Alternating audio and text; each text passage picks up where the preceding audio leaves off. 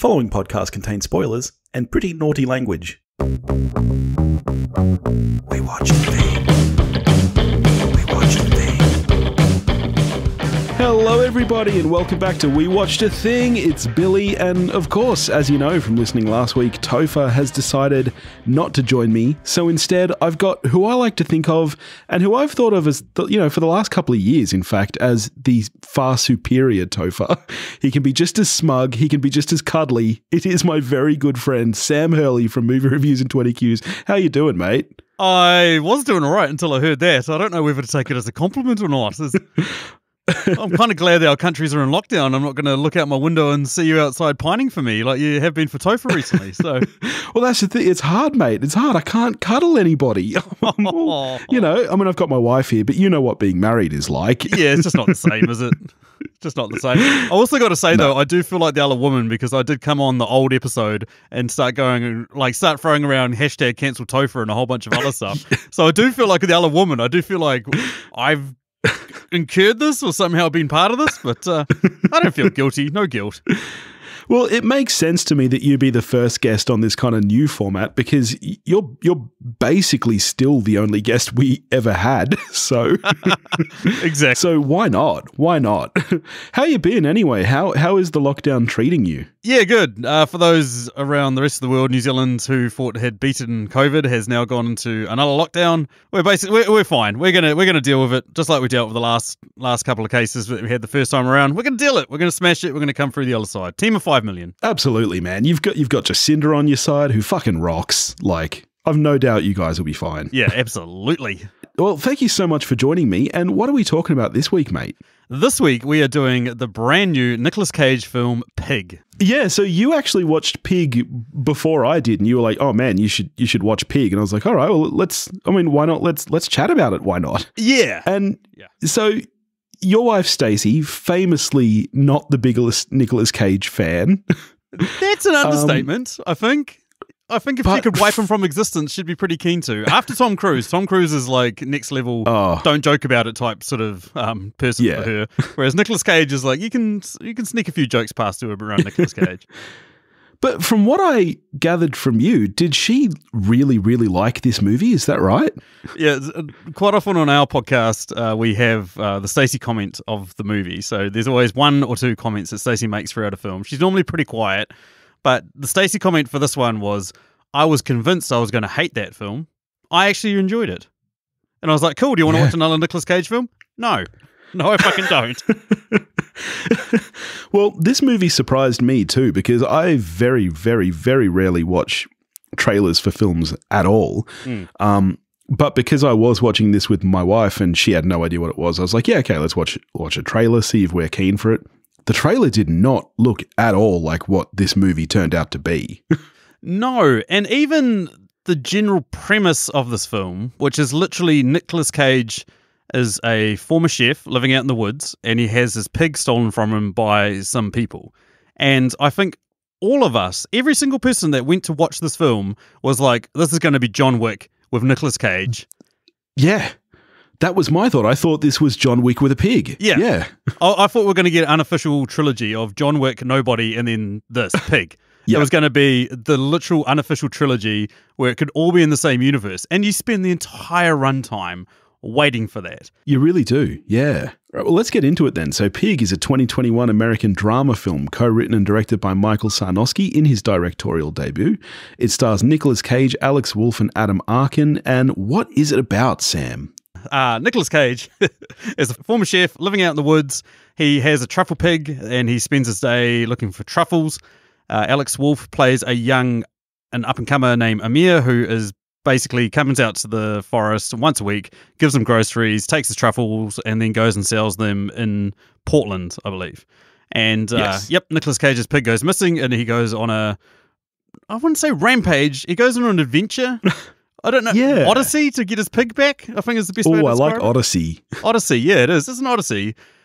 Because we find out that his wife's died and this pig is the most important thing in the world to him. So he needs to track down this pig. So as you say, I was really expecting this to be much more of an action thriller type film. And it's funny, this film, more than any film I've ever seen, actually it de-escalates as the film goes down. Like the amount of the way that the tension drops every kind of 5 minutes in the film, and yet it somehow stays really with you and engaging is pretty smart filmmaking that I've not seen in quite a long time. Like, because even when he first goes to the city, he ends up in, this is when you think the John Wickness of it all is going to start. He ends up in this weird kind of fighting cage with a bunch of chefs, which it kind of comes out of nowhere. You're a little bit like, what's going on? I don't know if we can talk about it too, because it's like Chef's Fight Club, and the first rule, you don't talk about it sort of thing. But it's very bizarre, because that is the point in the movie where I think most people will go, okay, here we go. Here's where it's going to start ratcheting up the tension.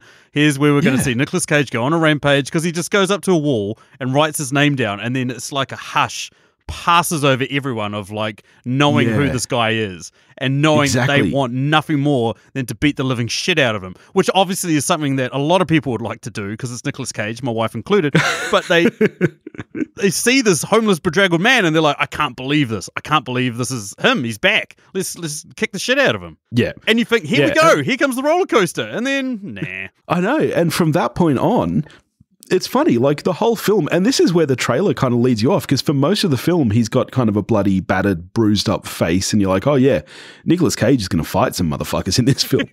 But from that point in the film, it devolves into a series of kind of lengthy conversations about food and life and grief, and you get, these series of sequences of him kind of chefing. It's like John Wick meets Chef minus all violence. Absolutely.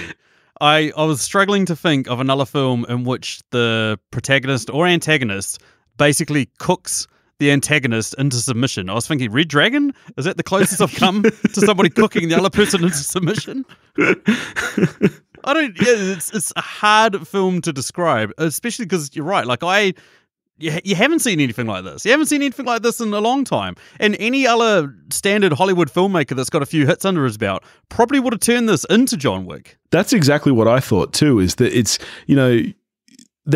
of course this is a directorial debut. Like, of course it is, because as you say, any established director would have turned it into something else. Yeah. Let's talk cast for a second. Nicolas Cage, I think for me, this is easily his best performance in a very long time. I know there were a lot of people out there who really enjoyed Mandy. I'm in the minority that did not like that film. From memory, you're on the same page as me with that? No, I really enjoyed Mandy, but to me, I didn't buy into the hype train. It's like I like Nicolas Cage as an actor. I think he's great. I've always, petitioned for him on our podcast and tried to oppose Stacey's views on it. Stacey was very adamantly against him until she actually saw some of his earlier films and suddenly realized what the charm was. And so for me, by far, the best is his most unhinged performance of all time, which is Vampire's Kiss. That's probably my favorite film of his. Following that up is Con Air, where he plays almost a version of this, where he's just so subdued in a film full of nutcases, which... Like, when you go back and revisit it, you're like, how the hell is Nicolas Cage the most normal dude in this entire movie? Yeah, you're right. That's one of my favorite action films of all time, actually. But you're right. I've never really thought of it like that he is the most subdued person on that plane full of outrageous villains. Yeah, exactly. Like, it takes a lot to make... Why couldn't you just put the pig back in my shed? Oh, that would have been amazing.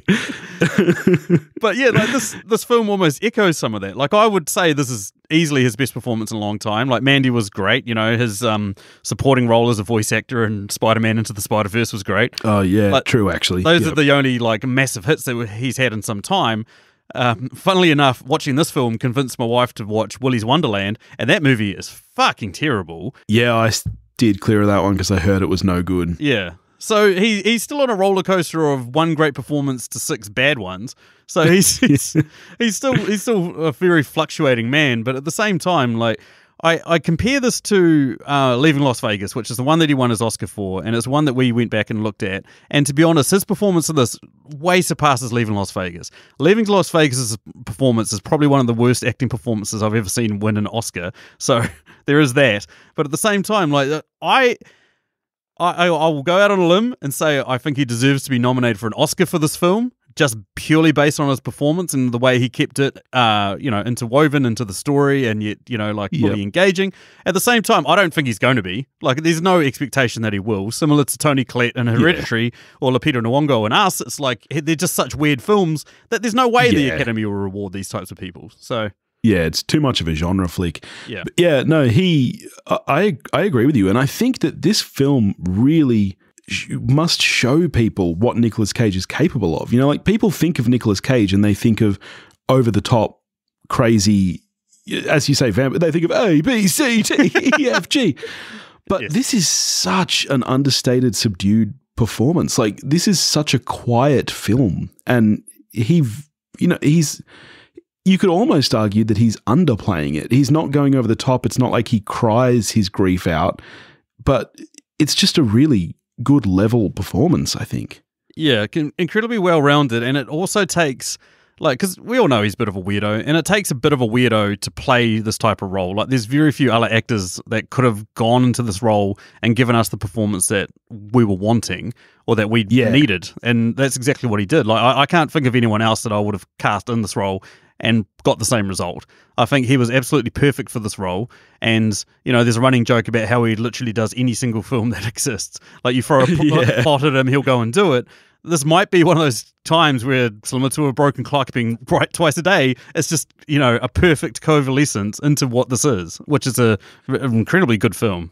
I think you're right, because it takes a certain kind of performer, I think, to give this the serious level of weight that it deserves. For the first half hour, not only are you expecting it to go John Wick, because it's not going there are times where you're almost inclined to laugh a little bit. You're like, what? Like, it's a pig. Like, there are lines that are inherently funny just because he's talking about a pig.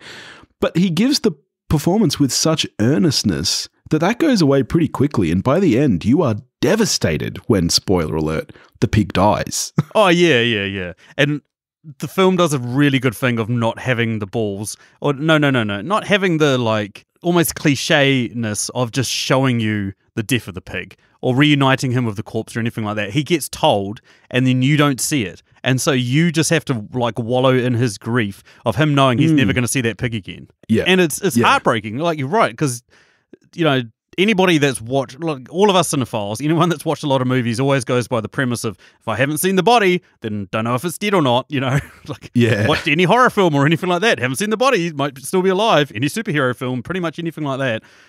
And so when we find that out, that the pig is dead and the guy he's confronting, at that point we know is quite an honest man. It's heartbreaking. You almost want to have seen the body, so you could have seen Nicolas Cage and this pig get some closure, but he doesn't. And then he just tries to go about his life and you're just like, where does this guy go from here? What's his next step? Yeah. What is he literally going to do from here? So let me do the reverse Stacey question for you then. It's often asked on your show, how would you incorporate Nicolas Cage into this film? How would you erase Nicolas Cage from this film? Do you think that there is any other actor today who could have played this part the way he did? I'm really struggling with that. When I mentioned that before about how he was perfect for this role, I was trying to think, who'd come closest? Matthew McConaughey, maybe, but at the same time, he's just slightly too pretty. Yeah, maybe Jim Carrey. I don't like him, but Jim Carrey would be good. He's done some interesting things. I don't like him, but I could see Jared Leto trying for this performance. I could see him giving it his all. Look, I'm a firm believer of the less Jared Leto, the better. So. Yeah, Jim Carrey would be an interesting one, actually. Jim Carrey is interesting in the fact that most people just immediately think of his comedies, yet his best performances were stuff like Truman Show or Man on the Moon or Eternal Sunshine of the Spotless Mind. These are performances. The Majestic. Yeah, The Majestic. Again, similar films where this wacky, oddball is basically had to tone it down and do a reverse of what you would normally expect from him. And because it is such a contrast to how he normally plays it, it just becomes such a engaging performance. So it's almost like one of those things of, because you've seen so much weirdness from this guy before that when you get the opposite, it's almost refreshing. So who knows? Maybe that's the reason why we're so fond of Nicolas Cage in this performance. But yeah. Yeah. So The film really has like the two central performances, and it's funny in some ways, even though this is a film about grief and loss, it's really kind of a buddy picture, and it's about these two men, as you say, on a bit of an odyssey together. The other man being Alex Wolff, who you and I spoke about quite recently with Old. Correct, yeah. Where were you on Alex Wolff in this performance? Do you think that he's matching Nicolas Cage?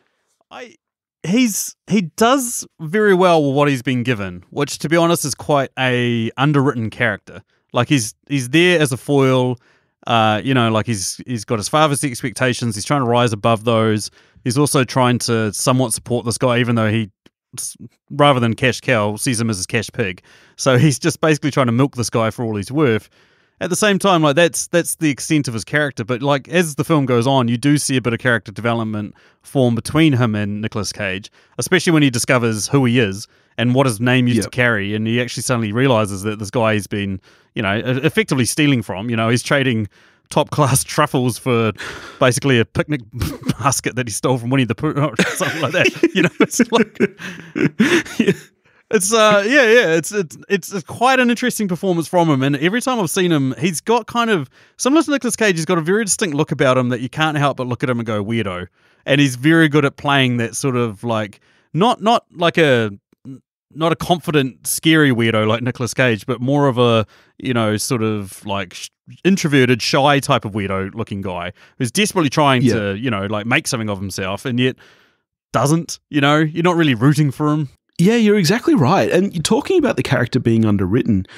It's actually very funny that from a traditional writing perspective, the screenplay is probably actually quite weak in a lot of ways.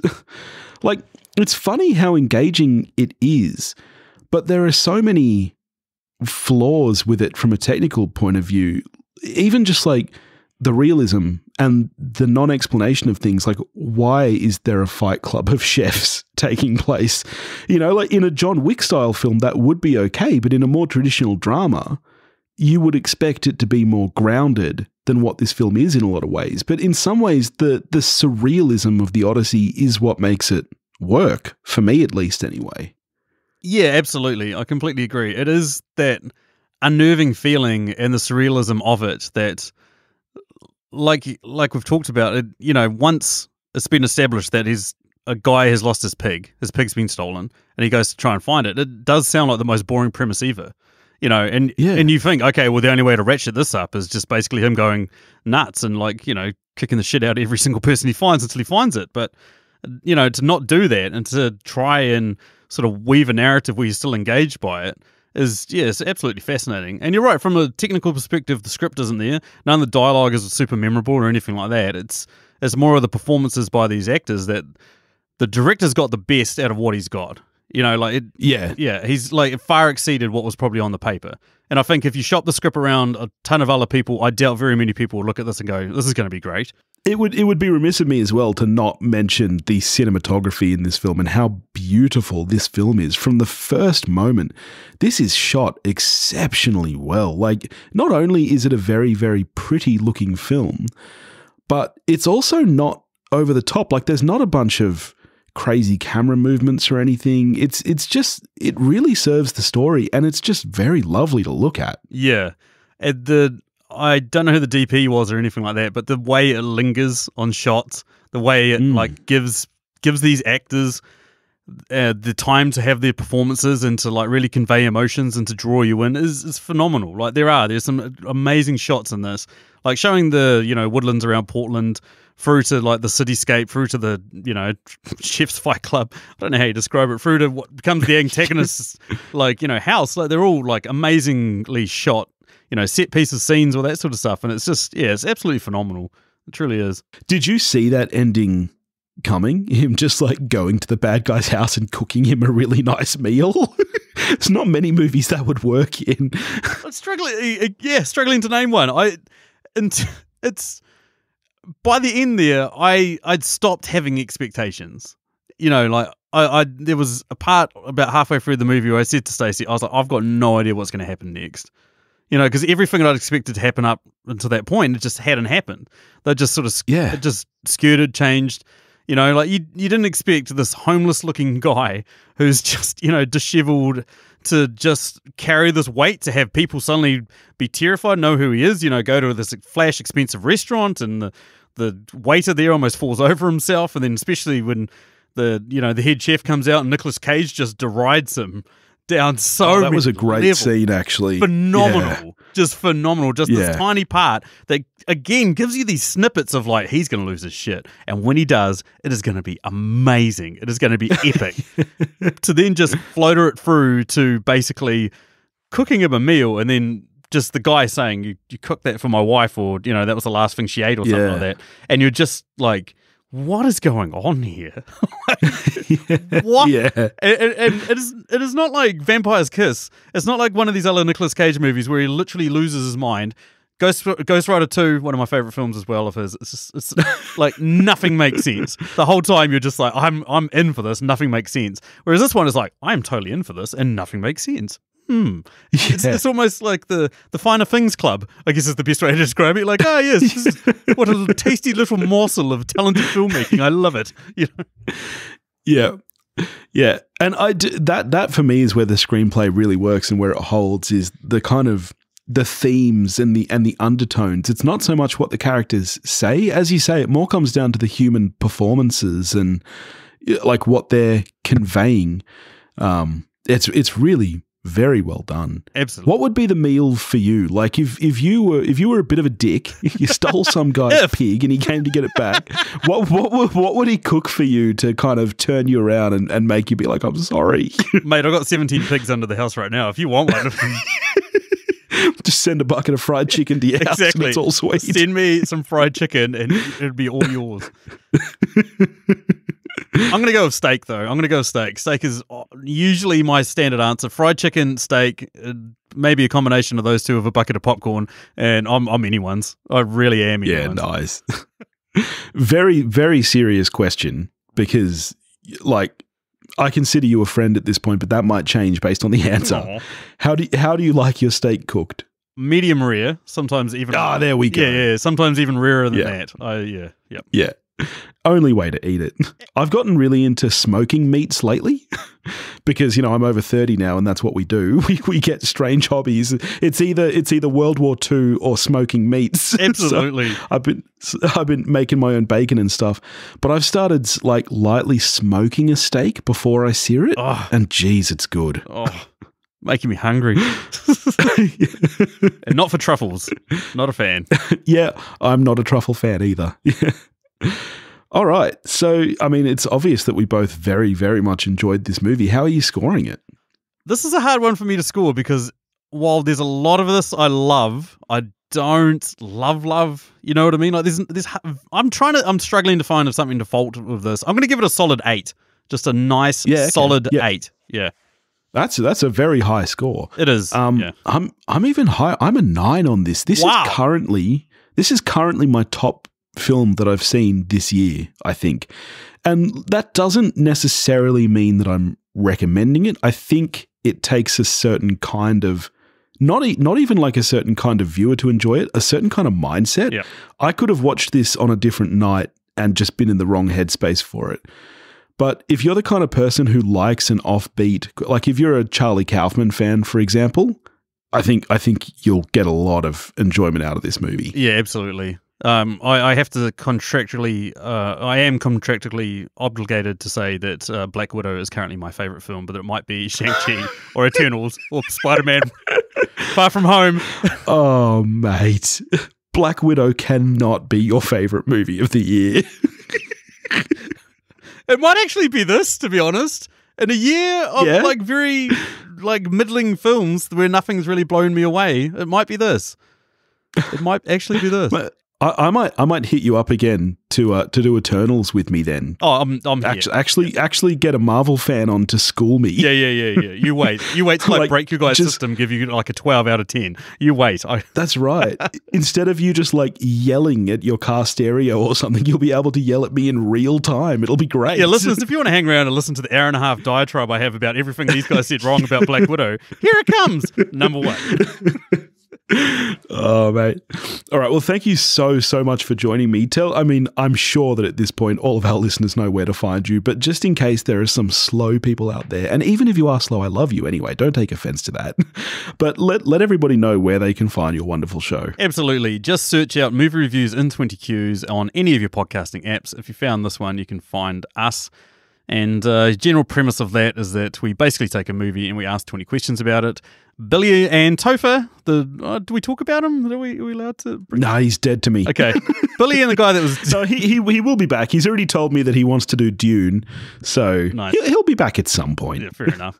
But Billy and the he shall not be named. They've been on a couple of episodes. So yeah, the Godzillas, we've done those. I don't know why. I don't know why. Don't know how we got onto that tangent. But Billy did Eternal Sunshine of the Spotless Mind, which is one of our more popular episodes. So yeah, if you want to come hear Billy absolutely gush out of his orifices on that one, then yeah. Yeah. Oh, such a great movie. It is. Such a great movie. All right. Well, next week, I'll be joined by Daniel Hendo Henderson from the Movie Journey podcast, and we'll be talking about Green Knight. All right. In the meantime, if you want to get in touch with me, I guess, you can do that at wewatchedathing.com or wewatchedathing@gmail.com. You can find me on Facebook, Instagram, and Twitter, all under the handle @wewatchedathing. If you want to help support the show, you can do that at patreon.com/wewatchedathing, and I'll catch you next week. Go watch a film.